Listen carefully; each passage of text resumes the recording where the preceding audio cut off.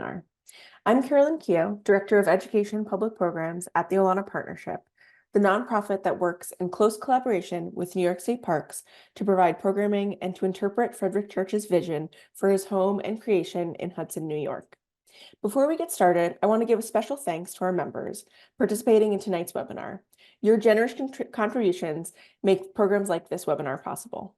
You can become a member by visiting olana.org/membership for more information. Please keep an eye on our website at olana.org to learn more about our work, look through our archive of over 3 years of recorded webinars on a range of topics, and learn more about upcoming virtual and on-site programs. Now, before we get started, a few notes on Zoom. As an attendee, your sound and video will remain off throughout this webinar. Please use the Q&A function to ask questions of our speaker. We'll be reserving a portion of the talk following the speaker's conversation for Q&A.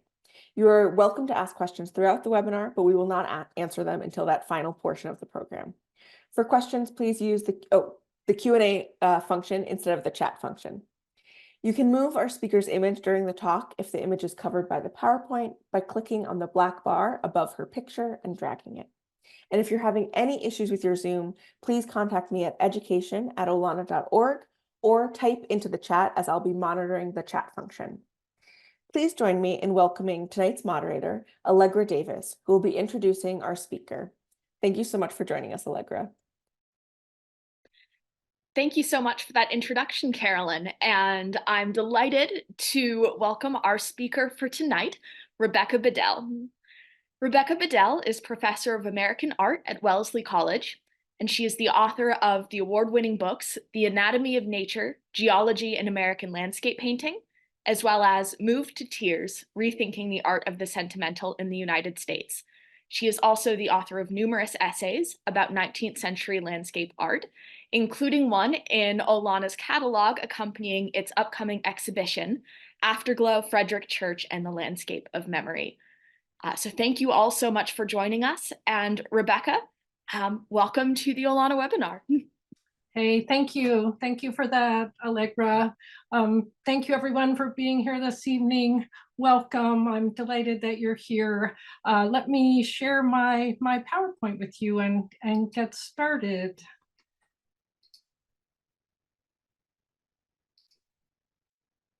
There, I think that worked. Okay, as you can see on the screen, the title of my talk is Resurrected Landscapes. I'm going to be talking about Frederic Church, arguably the greatest American landscape painter of the 19th century, and Church's relationship to public parks. 2 events gave rise to this talk. The first is an anniversary. This year, 2024, is the 100th anniversary of the New York State Park System. And as some of you on this webinar know well, Olana, Frederic Church's home in Hudson, New York, near the Hudson River, this beautiful site, is part of the New York State Park System. It opened to the public as a New York State Historic Site in June of 1967.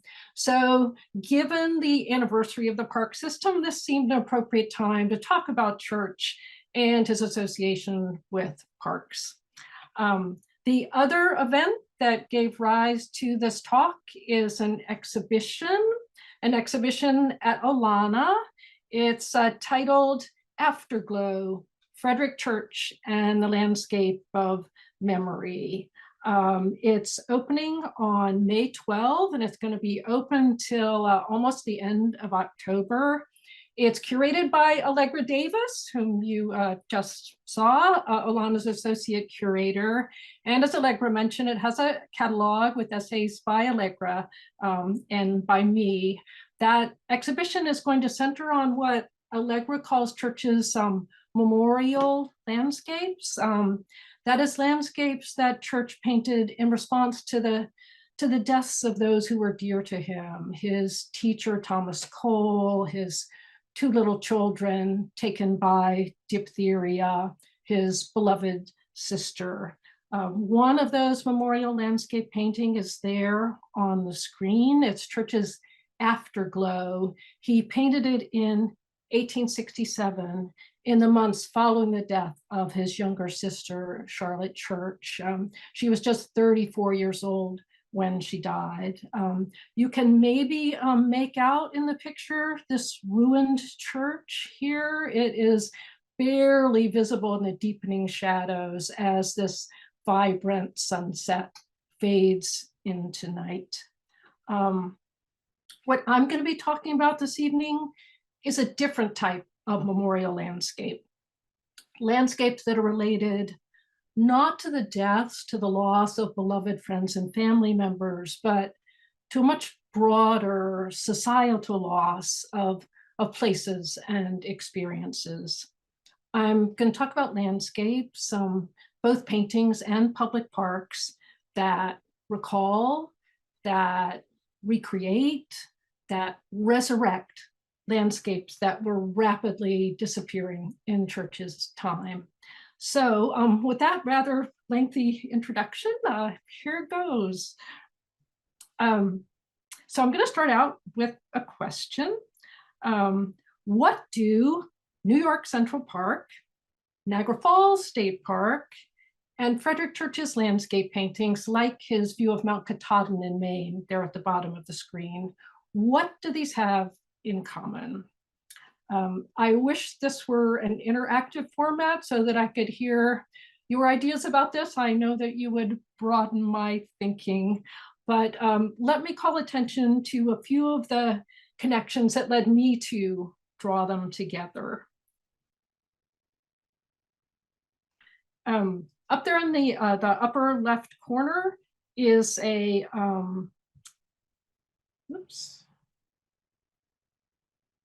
is a portrait of Frederic Church, painted when he was about 40 years old. One of the things that binds these landscapes together is that Frederic Church was involved with all three. Obviously, he painted his own landscapes, but he also played important roles in relation to Central Park and to Niagara Falls State Park. You'll note that both Central Park in New York and Niagara Falls State Park were designed by the same team. They were designed by Frederic Olmsted, this country's first great landscape architect, and his partner, the British-born architect Calvert Vaux. Frederic Church knew them both. He moved in the same social circles as they did in New York City. He was especially well acquainted with Calvert Vaux, with the architect, because he hired Calvert Vaux to help him design the main house at Olana. So they spent some significant amounts of time together. And it was probably from his associations with Vaux that Church became involved with Central Park. In the early 1870s, he joined the park's board of commissioners, the board that oversaw the running of the park. He only kept that job for a couple of years, but even after he relinquished that job, he continued to serve on the park sculpture committee. That was the committee that supervised the selection and placement of sculptures in the park.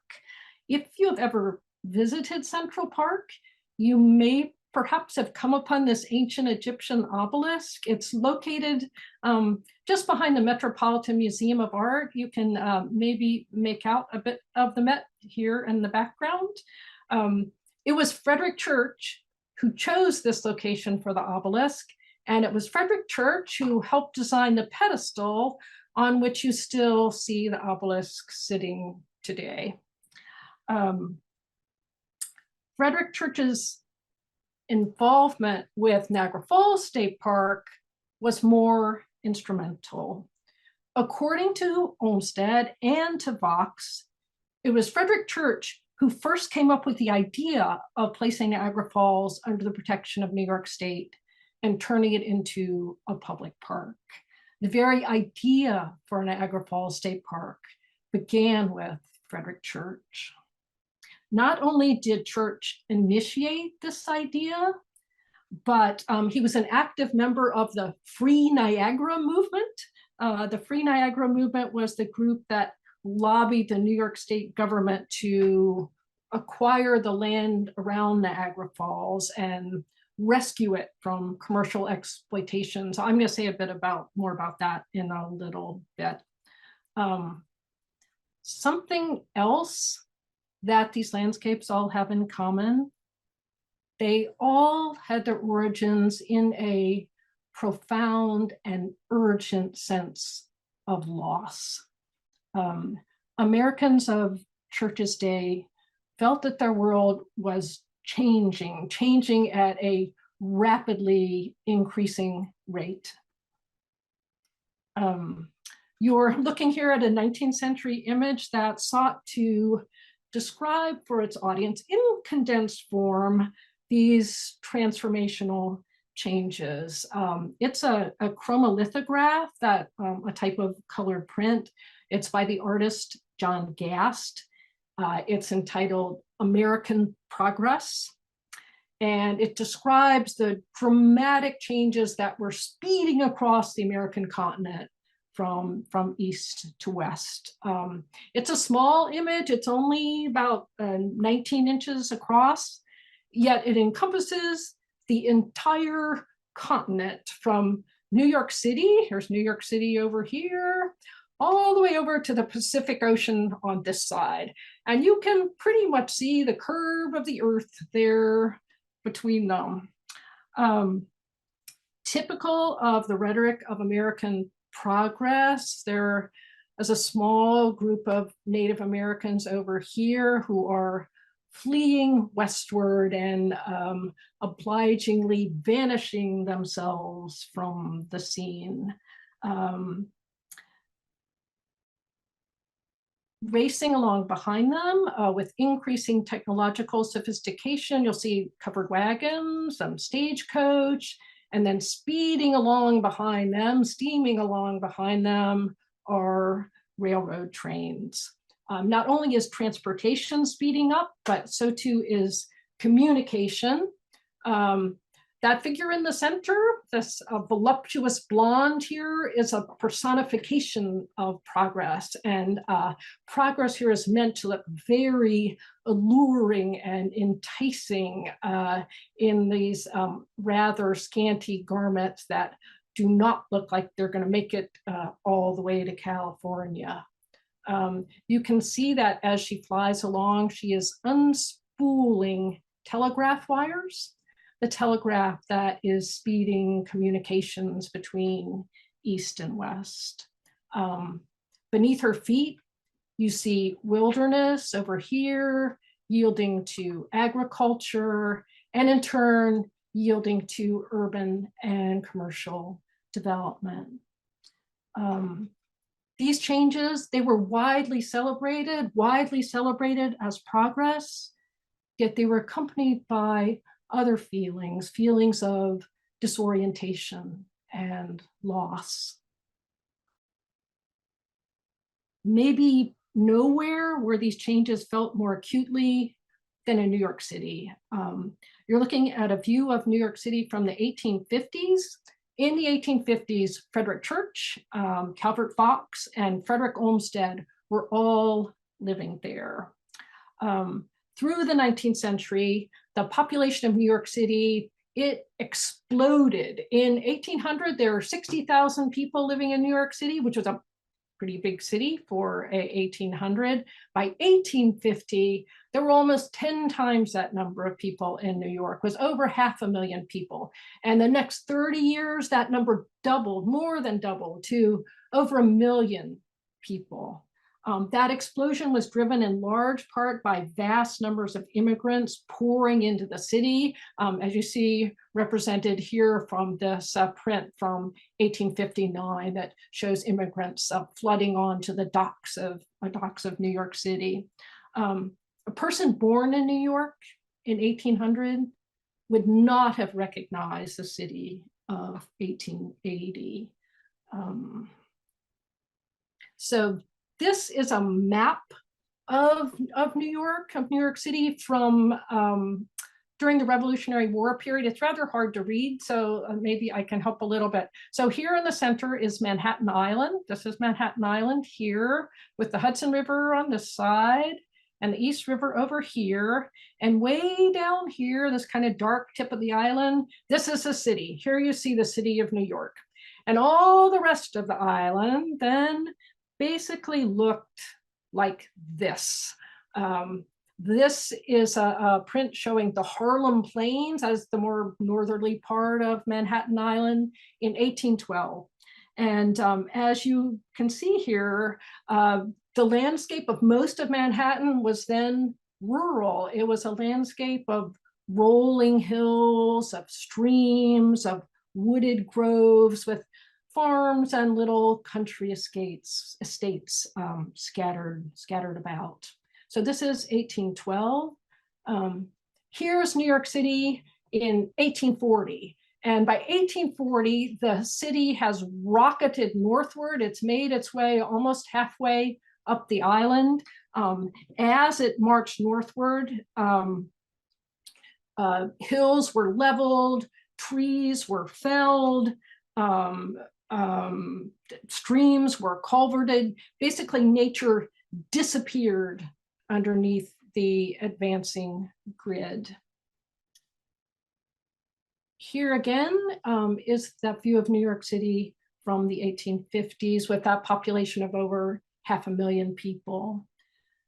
By the 1850s, New Yorkers were losing contact with rural life, losing contact with the countryside and with nature.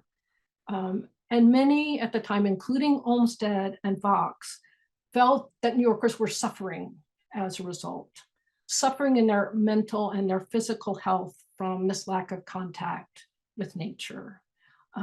What Olmsted and Fox tried to do with their designs for, I forgot to say, that Olmsted and Fox believed that contact with nature was not only important, but essential to our well-being.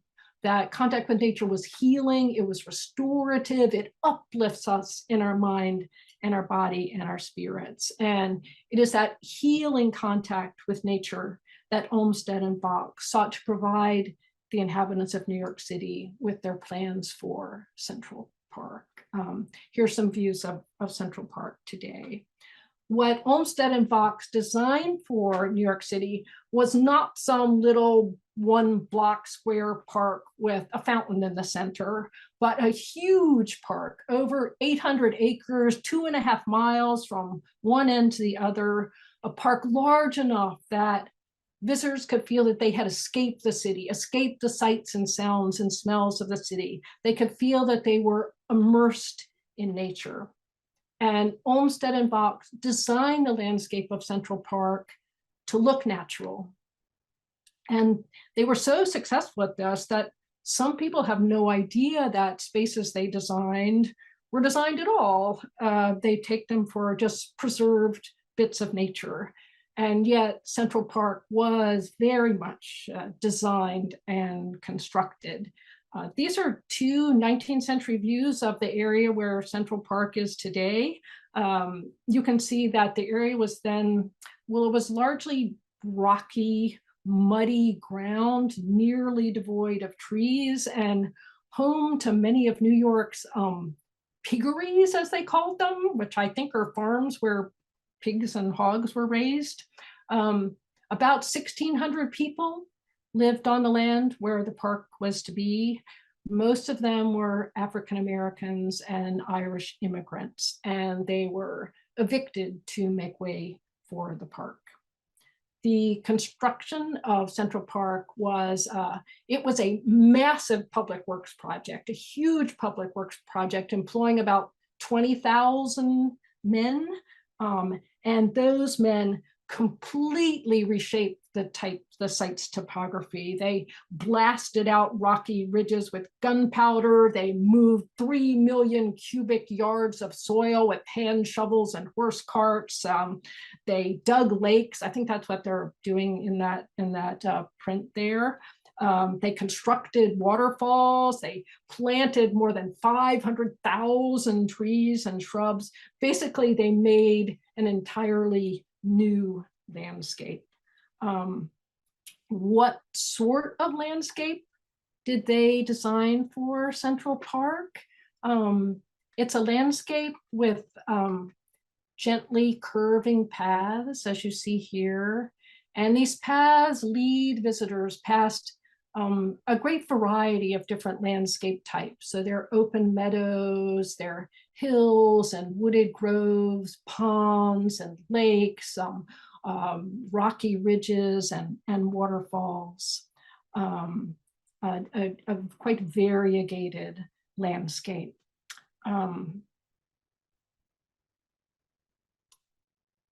at the top there, you're looking at a view of Central Park today.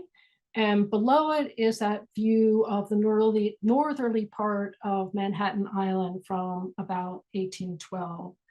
Central Park is, in a way, a memorial to the lost rural landscape of Manhattan. It recalls, in idealized form, those landscapes that were leveled, that were obliterated to make way for the advancing city. Here's another view of Central Park, probably taken about 1900. For many New Yorkers of Church's time, the park also recalled the rural landscapes of their childhood, the sort of landscapes that they had left behind when they moved to the city.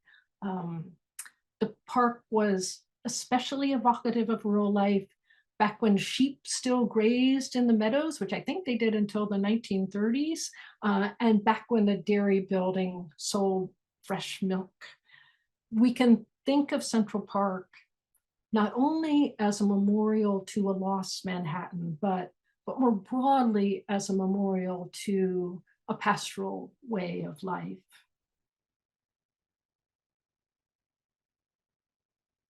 At the same time that Central Park was taking shape in New York City, Church and the other artists of the Hudson River School were flourishing. Many of them had studios in New York City. In fact, many of them had studios in the same building in New York City. You see it there on the left, the 10th Street Studio building, which is now sadly demolished. That's where Church had his New York studio. In the mid-19th century, the 10th Street Studio building was the place to be for New York artists. Winslow Homer had his studio there for a while, as did many other well-known artists of the time. It was there that the artists painted their major pictures, and it was there that they held open houses so that potential buyers could come and see their paintings. And that's what you see in the two images on the right. If you look closely at those two images on the right, you'll notice that both of the paintings on display are landscapes.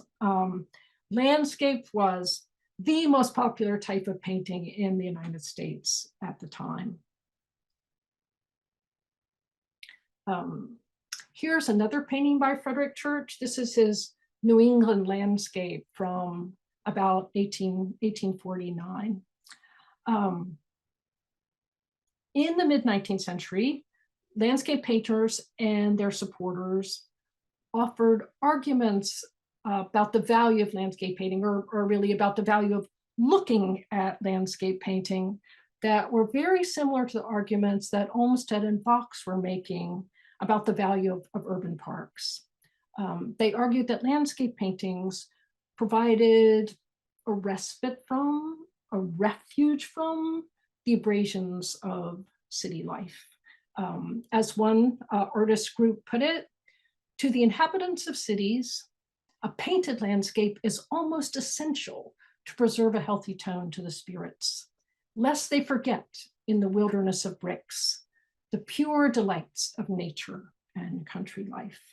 So, like parks, landscape paintings had, they argued, the ability to soothe souls and to uplift spirits.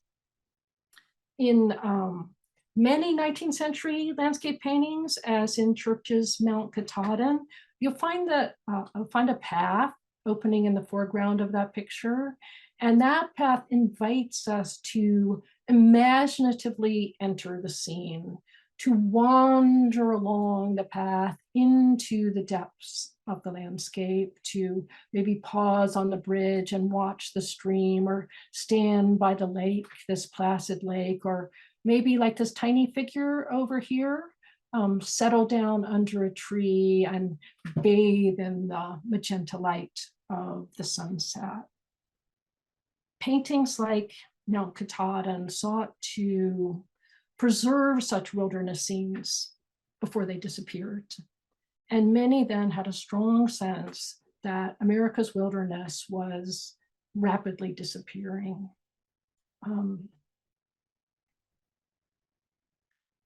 You're looking here at a painting by Albert Bierstadt.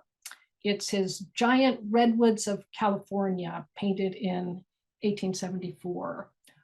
Many members of the Hudson River School took it as their mission to preserve, to memorialize, to remember, and if necessary, recreate the nation's threatened natural scenery. And that's what Bierstadt is doing here.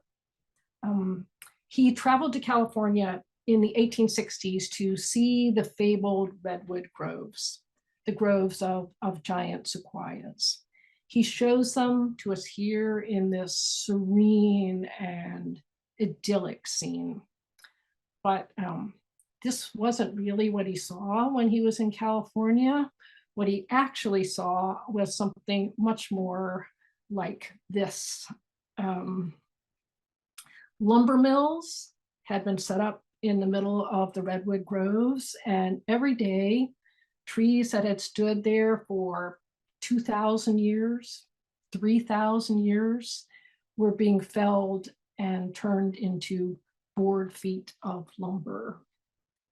Bierstadt's painting, it's a memorial to, it's even a requiem for the glories of these once untouched groves. I should say that actually it was images like these, in some cases, actually some of these exact images, that helped convince the United States Congress to place the groves, at least one of the groves, the Mariposa Grove of giant sequoias, and the nearby Yosemite Valley, under the protection of the state of California. That was in 1864. They were made state parks in 1864. They eventually became national parks as we know them today. But 1864, they were protected as state parks. It was likely, I think, that act of Congress in 1864 that led Frederic Church to envision New York State stepping in to protect Niagara Falls in a similar way to the way Congress had protected the sequoias and Yosemite. This is Frederic Church's painting, Niagara Falls. It's one of his great masterpieces. It hangs in the National Gallery in Washington, D.C. He painted it in 1857 when he was 30 years old. And it's this painting that solidified his reputation as this country's greatest landscape painter, in fact, as the leading artist of his day. He's painting here Niagara Falls. Niagara Falls was the most popular landscape subject of the 19th century. It was painted literally thousands of times. And of those thousands of images, this is the one that was singled out as the best. To Church's contemporaries, this was not only the best view of Niagara that was ever painted, it was the best view of Niagara that would ever be painted. To Church's contemporaries, it seemed to capture perfectly the excitement, the drama, the power, the majesty, the beauty of the falls. And one compositional choice that Church made that greatly heightens that drama is the point of view, where he places us in relation to the falls. Most images of Niagara Falls, this is one by John Trumbull up here at the top.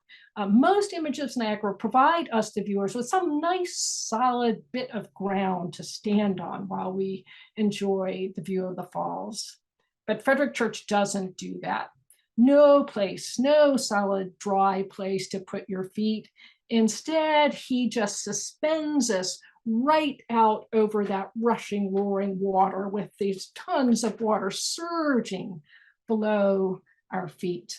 And the winds and clouds, oh, I should say that he uses these, see these V shapes that he introduces here, pointing this way? They're visually thrusting us right over the edge of the falls. The wind is also blowing leftward. As you can see, it's blowing the storm clouds out of the scene and leaving behind this pretty spectacular rainbow. I'll show you a detail of it in a bit. The sensations that the paintings evoked are enhanced by its size.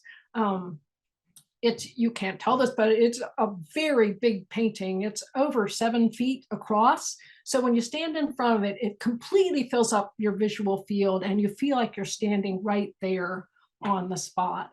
I know that most of you are looking at this at a little tiny screen. So I wanted to zoom you in a bit so you can get a sense of the detail of this painting. As close as you put your nose to the surface of this canvas, the illusion remains undiminished. It still looks like water flowing over stone.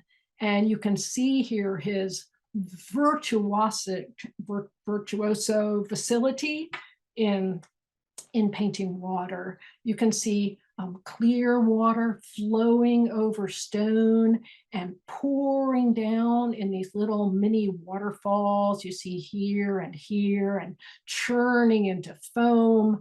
You can also see the way the color of the water shifts as it moves. So as it pours over the rim of the falls, it takes on these colors of aqua and emerald, and there's some even little patches of pink on the surface as it's moving over the stones. It's this really beautiful, varied rainbow palette. Church was not only a great artist, he was a very savvy businessman. So this painting was first introduced to the public in New York City in a single picture exhibition. So what I mean is that for its first showing, it was shown all by itself in its own room, gas lit. This was in a gallery on Broadway in New York City, and viewers paid 25 cents to come in and see the painting. I think that's about $9 or $10 today. So, kind of pricey. To build up anticipation for the show, Church and his agents placed ads in the local newspapers, and Church invited journalists and other writers to come to his studio to see the painting in progress and write little puff pieces for the paper. They did such a great job with this publicity that when the show finally opened, thousands of people showed up to see it and pay their quarter to take a look at this picture. And those who saw it were, as far as we can tell, blown away. One of them said that this was incontestably the finest oil picture ever painted on this side of the Atlantic. There were probably some viewers who had seen the falls themselves, who thought that Church's rendition was actually better than the real thing. Niagara was already a major tourist attraction when Church visited in the 1850s, yet you see barely any sign of that tourist activity in this painting. The only indication of Niagara tourism that I can see in it, and maybe others of you on this have noticed other things, but the only detail I can see that refers to tourism is this tiny little tower here. This is a blow up detail of it. So here's the tower. Here you can also see his amazing ability to paint rainbows. Anyway, so here's this little tower. This is Terrapin Tower. Now destroyed. It was built in 1829 on a little rocky island to provide tourists with a particularly exciting vantage point from which to view the falls. That detail aside, the falls in Church's picture seem to be edged with thick groves of trees all the way around, maybe a few rocky outcroppings here and there. Looking at this painting, we can easily imagine ourselves in a nearly pristine wilderness. And in fact, it had looked that way 50 years earlier. Here's a painting of Niagara Falls from about 1803 by the artist John Vanderlyn. And here you see the falls with their thickly wooded banks stretching all the way around them. It no longer looked this way when Church visited in 1856 to make studies for his big picture. Here's a view of Niagara Falls that I think dates from the 1840s, about a decade before Church visited. I think it dates to the 1840s because you see this group of tourists who are standing here on this ledge. This ledge is called Table Rock. And in 1850, Table Rock collapsed into the gorge, taking with it the stagecoach, as you see in that image there. So I am guessing that this view of the falls dates before the fall of Table Rock, hence the dating to the 1840s, and the clothing looks like it could be 1840s as well. At any rate, you can see that by this point, the land along the edges of the falls had been sold to private individuals who were constructing buildings. In this picture, they seem to be mostly houses, but that would not last. The shores of Niagara were already being despoiled when Church painted this picture. And over the next decade or so, he became increasingly alarmed by the state of the falls. So alarmed that he began to propose that the state step in to rescue Niagara from what he called the rapidly approaching ruin of Niagara's scenery. 2 decades after Church painted this picture, the falls were definitely ruined. This is what Niagara looked like. Much of the water of the falls was being diverted to power mills and factories, many of them constructed right on the banks of the falls. Here are 2 views of the falls. Below is one by John Vanderlyn from 1802, and above it is a map of Niagara Falls from 1882, 80 years later, and they look pretty different. One thing is that on one of the formerly beautifully little wooded islands, an entrepreneur has constructed a paper mill. It's right here, the Bath Island paper mill. Not only did that paper mill gobble up large numbers of trees on a daily basis and spew all its wastewater into the Niagara River, but if any of you ever been near a paper mill, you know that they emit a very strong and not exactly pleasant odor. That paper mill would not have added to the pleasures of your visit to Niagara. Entrepreneurs had built huge hotels right on the banks of the river, as you see in the upper left corner there. These huge hotels blocked access to the falls for anyone who is not a guest. You can see how densely built up the banks of the falls were in these pictures. Many of the hotels and mills charge them sometimes exorbitant fees to pass through their buildings or around their buildings to catch a glimpse of the falls. By the 1870s and 1880s, it had become impossible to see the falls without paying someone. Frederic Olmsted, spurred at least in part by Church's concerns, visited the falls in the 1870s, and he described them as vile and repulsive.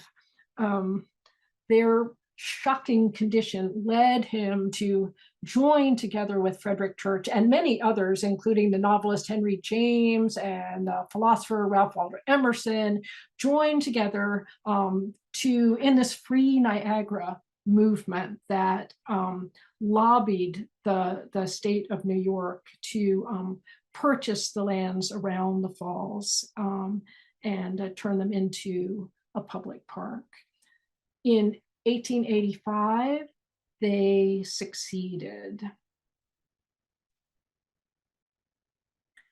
They persuaded the New York State Legislature to purchase the lands along Niagara's banks and to create what is now known as Niagara Falls State Park. It became one of the first state parks in the United States. The hotels and factories were demolished. The state hired Olmsted and Fox to develop and implement a plan for the site, which they did.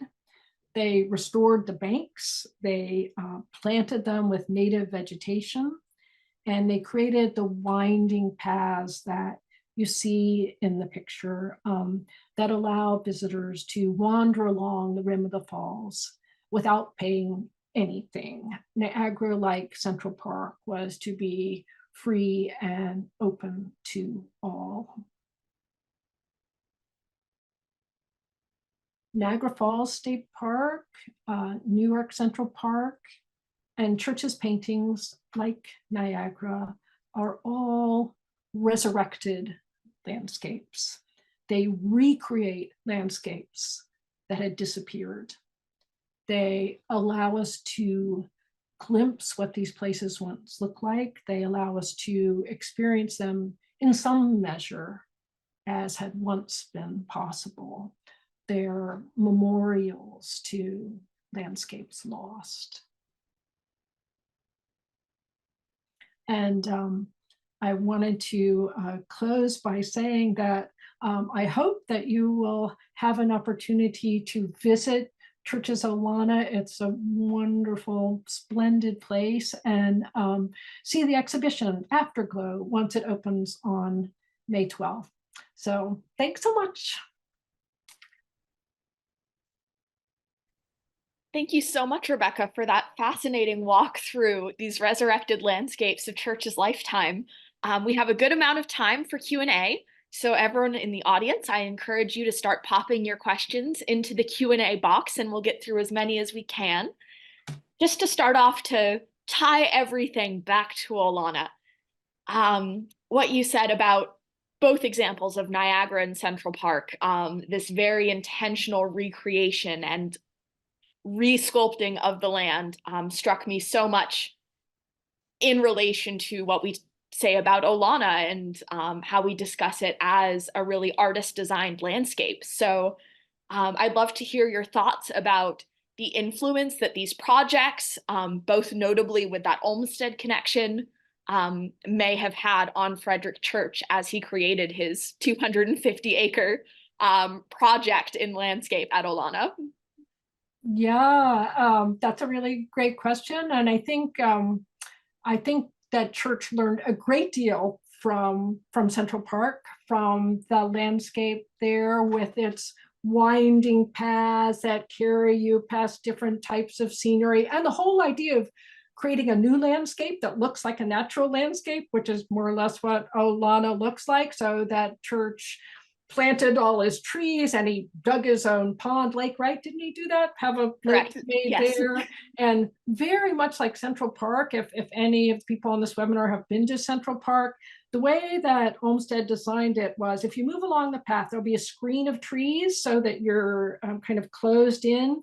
And then the trees disappear, it opens up and there's a great vista. And then there'll be another screen of trees, and then it'll open up again with another vista. So you have this constant series of pictures as you move along the path.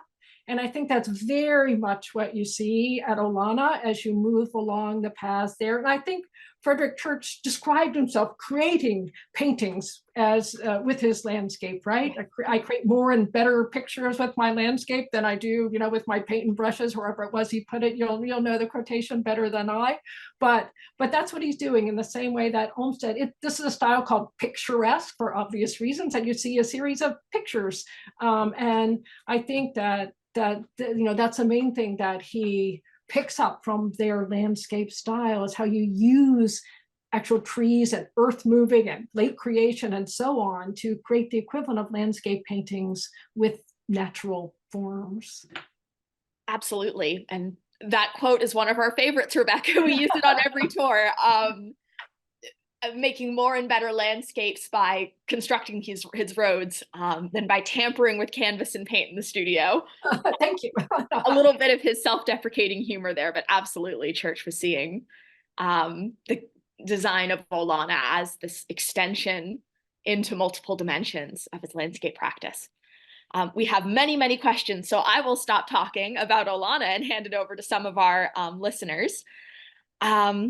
Let's see, Marcia Robinson asks, you use the term resurrected, a Christian term, to characterize the memorialization of lost lands. Is there more to your reference to the religious? And if so, would you speak to that? I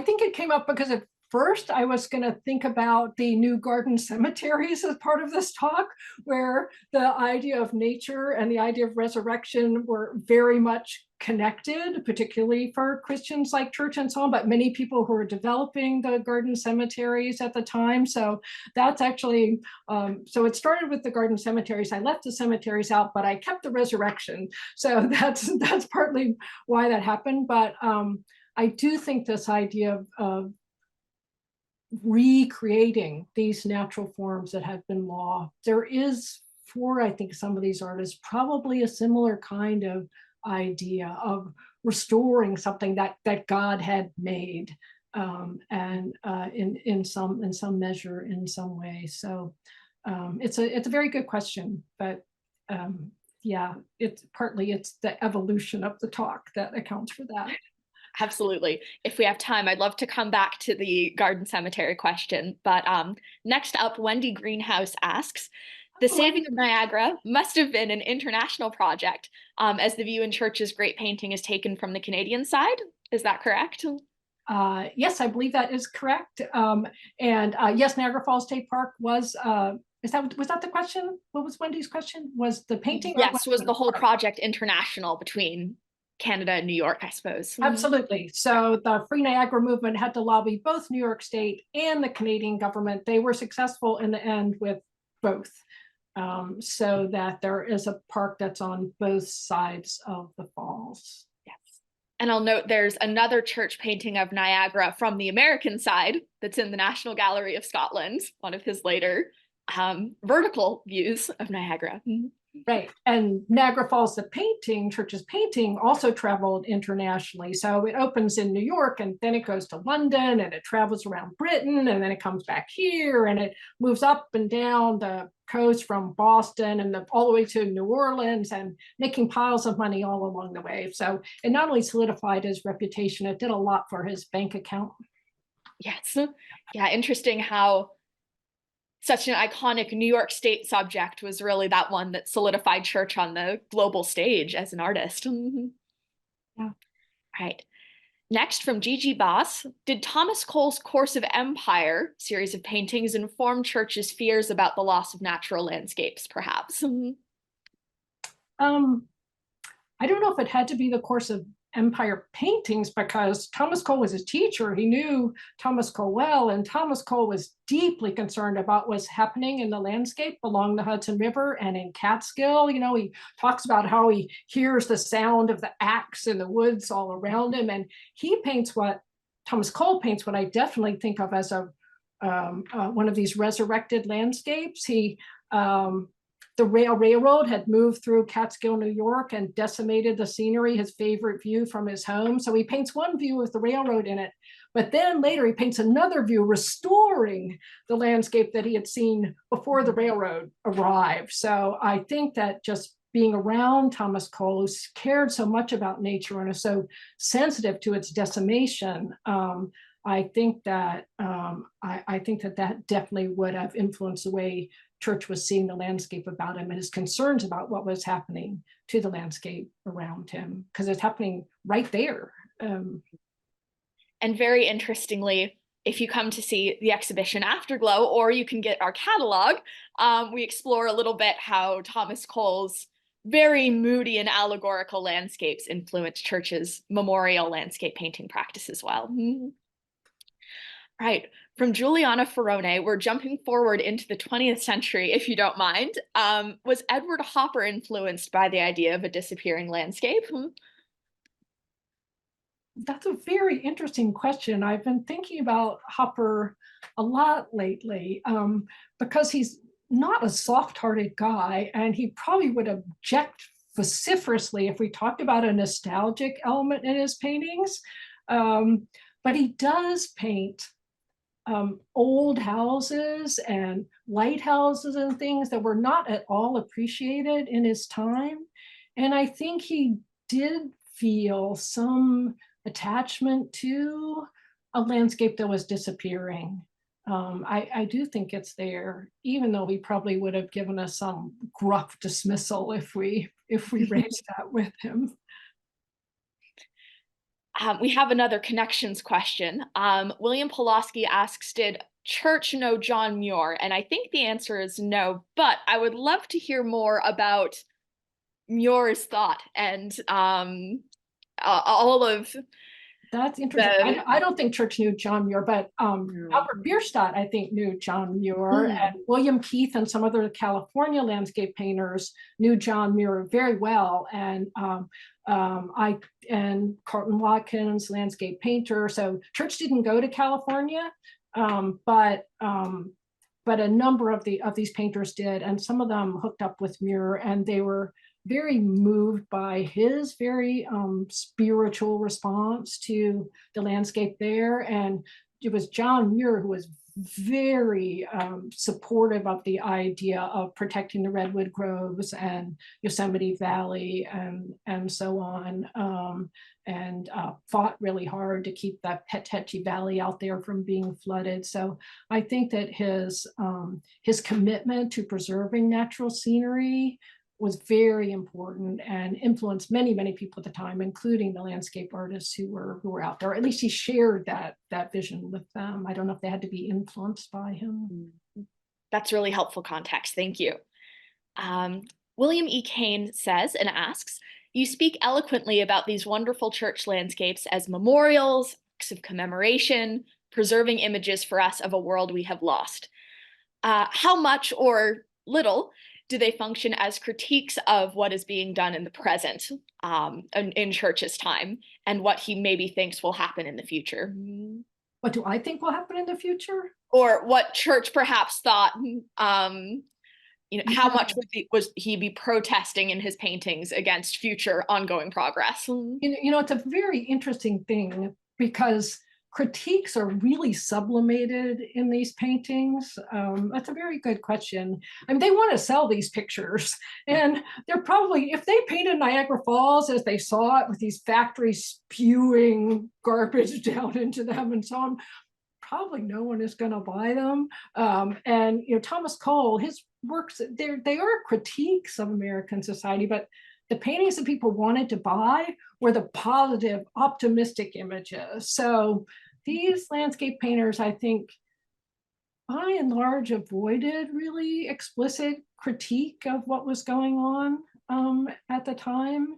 It's a really good question, because I'm sure they felt it, but by and large, you don't see it so much in the pictures. Even the Thomas Cole painting I mentioned, the view of Catskill when the railroad was coming through, he painted in a way that you could read it as a kind of optimistic image of American progress with a little train rolling across the picture, but it's not the way he felt about it. We really know the way he felt about it, not from looking at the picture, but from reading what he wrote in his diaries and in his letters at the time about the dollar-godded utilitarians who were destroying American nature and so on. It was more private communication that was going on that way.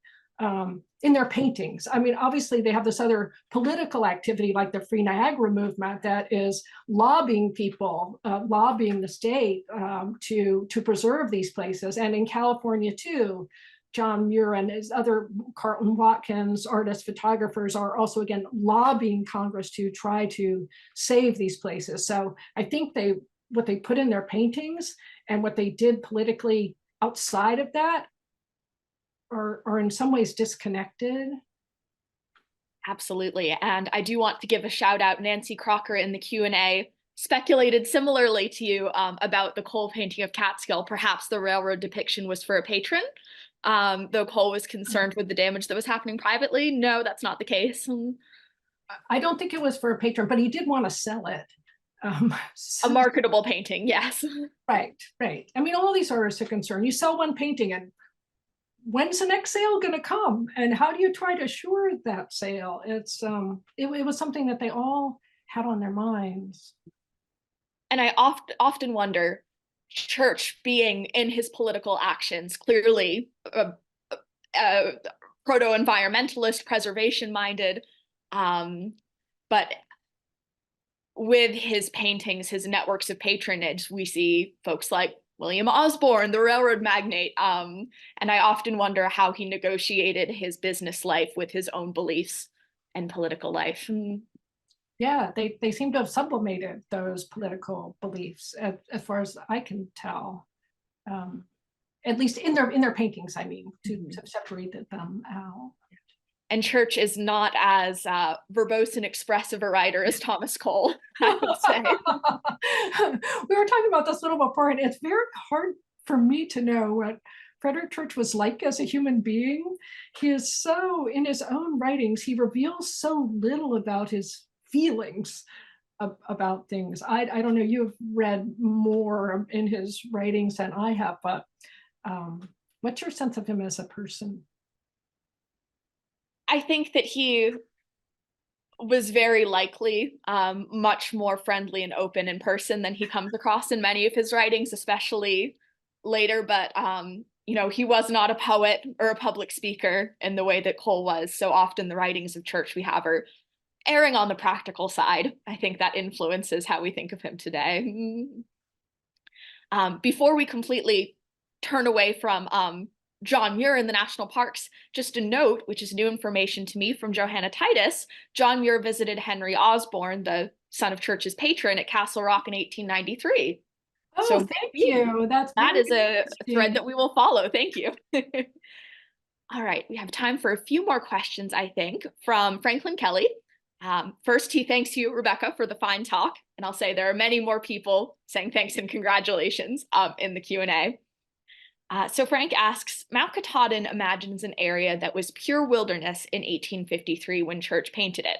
So he imagined a kind of perfect middle landscape might one day come there. 7 years later, in Twilight in the Wilderness, he painted the area as it truly was, where it seems he argued for preservation as opposed to resurrection.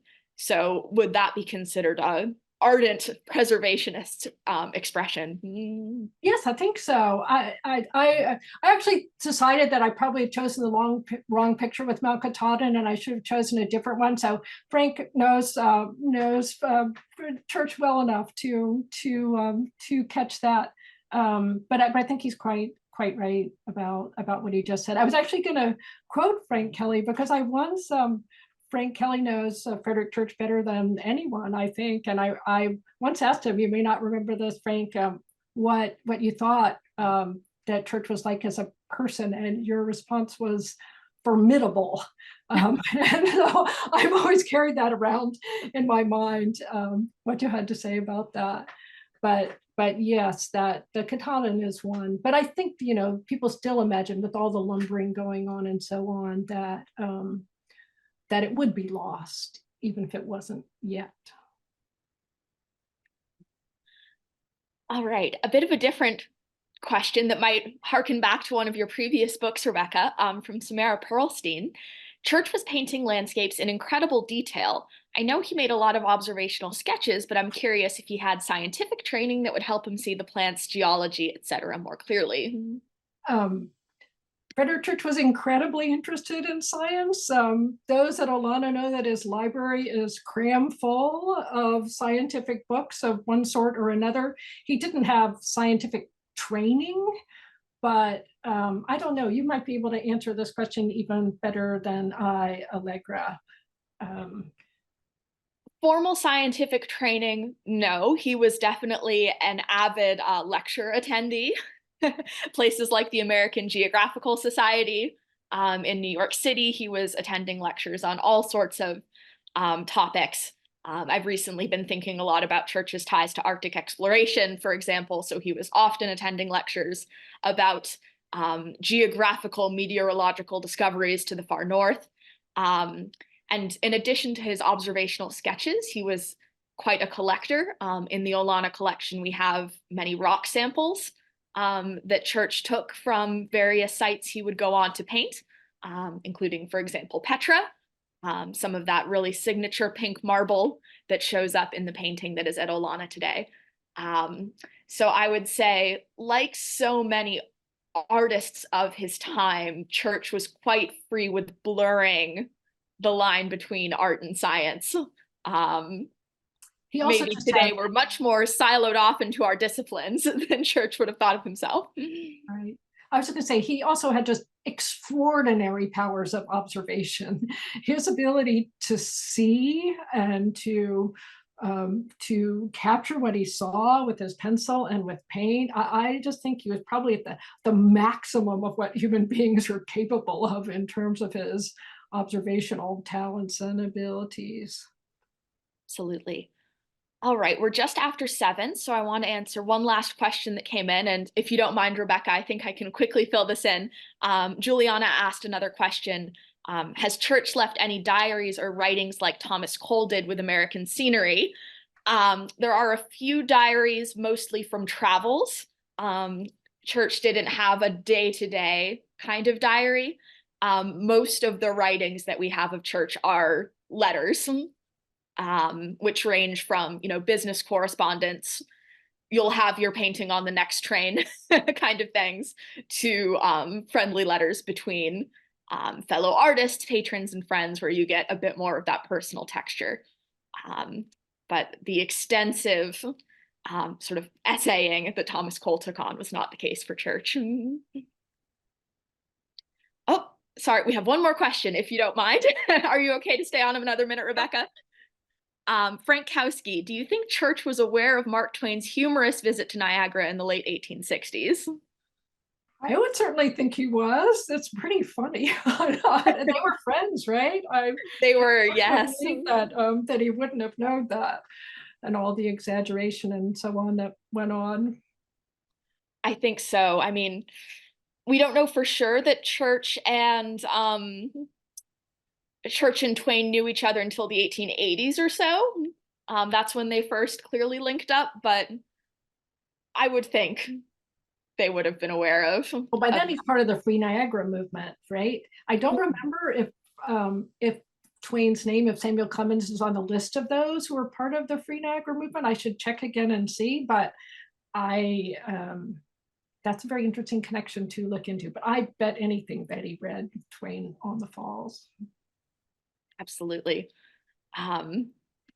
Also always reminded, thinking of Olana, thinking of Twain's Innocents Abroad, and his, satirical take on the sort of travels that Church and Isabel undertook in Europe and the Middle East. So I wonder if that's another presentation topic for another day, Twain's travel writing in Frederic Church. But with that, we're completely off track. So thank you all for your thoughtful questions, tuning into the webinar. And we hope that we'll see you at Olana for the opening of Afterglow on May 12th. Right. Have a good night, everyone. Bye, Allegra. Bye, everyone.